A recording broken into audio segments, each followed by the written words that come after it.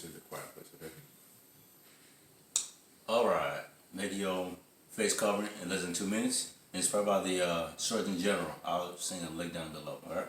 You get a little sheet, you fold it in half, one side half, then you fold the second half in the middle, and then one more time. Get a little rubber band, put it right here like this. Get the second rubber band, right here, fold it towards the middle, voila. And then okay. Gotta get you want your face? Yeah.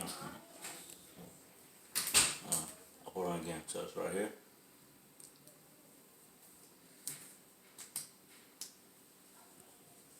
Voila. Alright. Oh yeah. So I mean you could use a towel, something light, paper towel, or you know those blue towels that they use the mechanics use anything. Okay? So I guess the goal is make sure your cloth is not see-through. Because if you see through, you know, the joints might be more easy to get through. So you want to see something that's more kind of solid where you can see. Alright? Okay? Have a great day. Peace.